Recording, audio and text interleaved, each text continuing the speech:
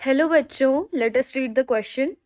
The question says, a decrease in blood pressure volume will not cause the release of A. Renin, B. Atrial natriuretic factor ANF, C. Aldosterone, D. ADH.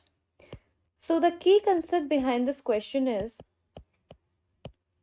regulation of kidney functions. तो अगर मैं बात करूं कि जब भी हमारी जो है ब्लड प्रेशर या ब्लड वॉल्यूम कम होता है तो ये हमारे ऑस्मोरिसेप्टर्स तक ये बात पहुंचती है और ऑस्मोरिसेप्टर्स हमारे हाइपोथैलेमस को ये मैसेज भेजते हैं। तो यहाँ पे हाइपोथैलेमस में जब वो मैसेज जाता है तो हाइपोथैलेमस पोस्ट पिट्यूटरी से एक्ट करवा के क्या करता है, रिलीज क्या करवाता है, एडीएच या वेसोप्रेसिन रिलीज करवाता है। तो अगर मैं बात करूं ब्लड वॉल्यूम या फिर ब्लड प्रेशर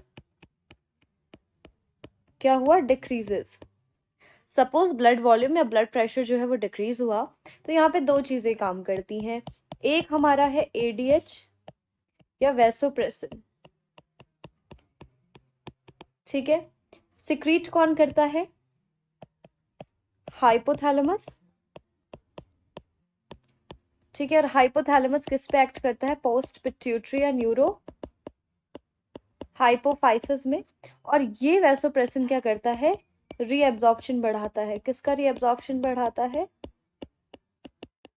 वाटर का from distal convoluted tubule and collecting tubule, right. दूसरा जो है हमारा वो हमारा चलता है रेनिन एंजियोटेंसिन मैकेनिज्म। अगर मैं रेनिन एंजियोटेंसिन मैकेनिज्म की बात करूं तो होता क्या है, जब भी ब्लड वॉल्यूम में डिक्रीज होता है तो ब्लड वॉल्यूम में जब भी डिक्रीज होता है तो जेजी सेल्स जो है हमारे वो एक्टिवेट हो जाते हैं और जेजी सेल्स एक्टिवेट होके हमारा क्या रिलीज करते हैं, रेनिन। ये रेनिन हमारा करता क्या है, एंजियोटेंसिनोजन।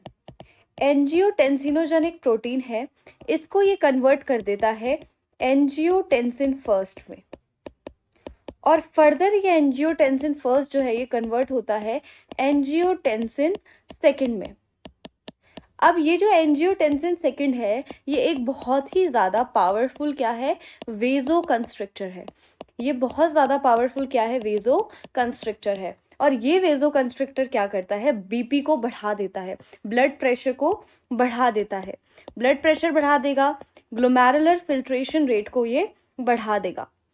तो क्वेश्चन में हमें पूछा गया है कि जब भी ब्लड प्रेशर या ब्लड वॉल्यूम में डिक्रीज होगा तो इनमें से ऐसा क्या है जो रिलीज नहीं होगा। तीसरी चीज अगर मैं बात करूं किसकी, एट्रियल नाट्रियूरेटिक फैक्टर की, दैट इज ANF।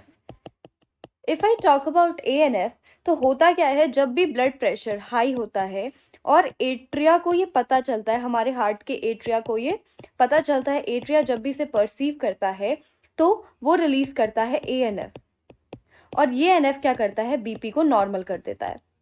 तो जैसे क्वेश्चन में हमें पूछा गया है कि अगर ब्लड प्रेशर या ब्लड वॉल्यूम डिक्रीज हो रहा है तो इनमें से ऐसी कौन सी चीज़ है जो रिलीज नहीं होगी, तो रेनिन ऑफ कोर्स रिलीज हो रहा है, एल्डोस्टेरोन, हाँ यहाँ पे एंजियोटेंसिन सेकंड पावरफुल वेजो कॉन्स्ट्रिक्टर है और ये एड्रीनल कॉर्टेक्स में एक्ट करके हमारा एल्डोस्टेरोन जो कि एक मिनरलोकॉर्टिकॉइड है उसे रिलीज करता है। तो एल्डोस्टेरोन भी रिलीज हो रहा है, एडीएच या वेसोप्रेसिन भी रिलीज हो रहा है। कौन सी ऐसी चीज है जो रिलीज नहीं हो रही है, वो है एट्रियल नाट्रियूरेटिक फैक्टर, क्योंकि ये तब रिलीज होगा जब हमारा ब्लड प्रेशर बहुत ही हाई होगा।